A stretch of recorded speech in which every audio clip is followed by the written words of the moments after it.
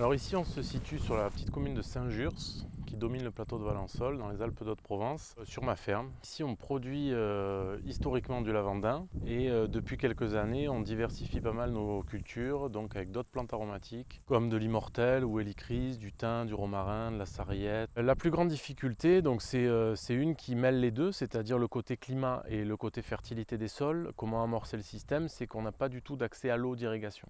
Après, il y a le problème du dépérissement à phytoplasme. Là, qu'on soit bio, conventionnel ou autre, on est tous à peu près sur le même piédestal parce qu'il n'y a pas de solution chimique de toute façon. La seule chose qui fonctionne un peu, c'est les couverts végétaux interrants. Dans les parcelles, on a testé différents types de couverts. La première année où on a testé, donc c'était en 2014, c'était un mélange de prairies, donc principalement des graminées, semé en interrang, donc un couvert qui s'est très bien développé, qui a même été problématique derrière pour gérer la concurrence sur la culture. C'est qu'on l'a semé un peu trop large, ça a été un peu compliqué, mais on a vu une efficacité tout de suite. Après on a testé des couverts spontanés, et c'est finalement aujourd'hui ce qui fonctionne le mieux, c'est qu'en fait on ne travaille plus du tout la partie centrale et on laisse pousser ce qu'il y a. Il faut un peu fermer les yeux la première année, parce qu'on ne va pas forcément avoir des choses hyper intéressantes qui poussent en première année, des amaranthes, des kénopodes, des plantes qu'on pourrait penser un peu envahissantes et problématiques. Mais on s'est rendu compte que ces plantes poussent sur des sols nus, donc elles sont là en première année, et qu'à partir de la deuxième année, elles disparaissent complètement. Et là, on se retrouve sur du raigrats, c'est ce qui pousse un peu spontanément, mais qui rapidement s'enrichit de tout un tas de plantes messicoles, de quelques légumineuses spontanées. Et c'est un couvert qui va être le plus adapté au climat. Il pousse spontanément, donc il répond aux problématiques du sol et il va se gérer en fonction du climat. C'est-à-dire il pleut, il pousse, il fait sec, il s'arrête. Donc finalement c'est celui qui concurrencerait le moins la culture en place.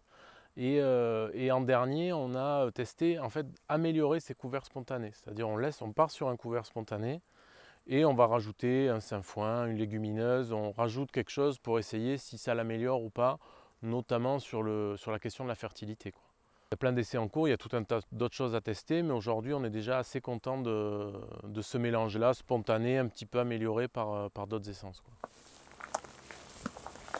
Là on est sur la bande enherbée, donc là c'est la bande des amandiers. Mais là ici en fait on a entre chaque rang une bande de 60 cm.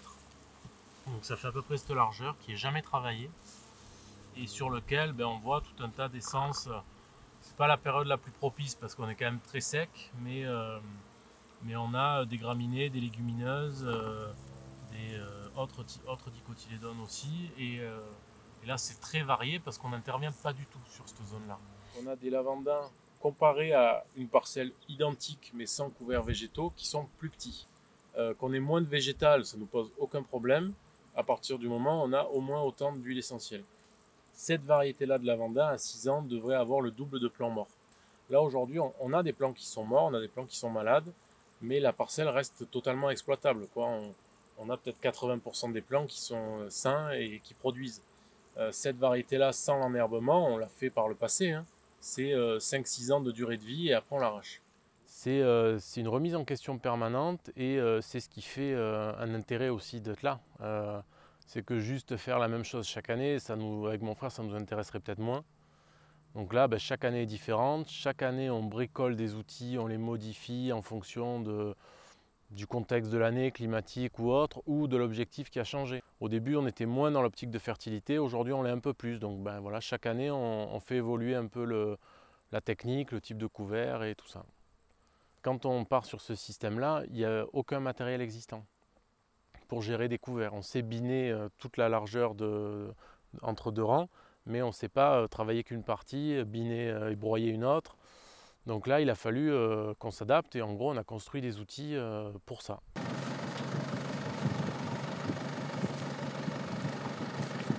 Cette partie centrale où il y a le couvert, qui là, à cette période est un peu sec, mais qui n'est pas travaillé du tout.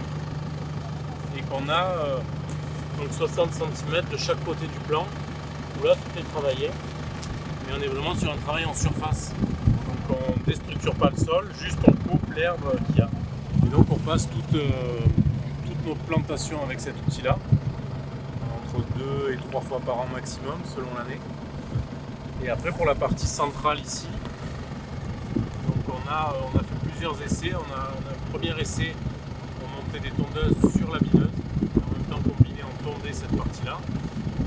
Donc c'était pas très résistant comme outil. Donc finalement on a acheté un broyeur exprès à 5 ou 6 agriculteurs en Cumin qui fait cette largeur-là. Et donc là on vient avec un outil spécifique broyé, donc pas à cette période parce qu'il n'y a rien à broyer, mais au printemps notamment quand les couverts sont pleins.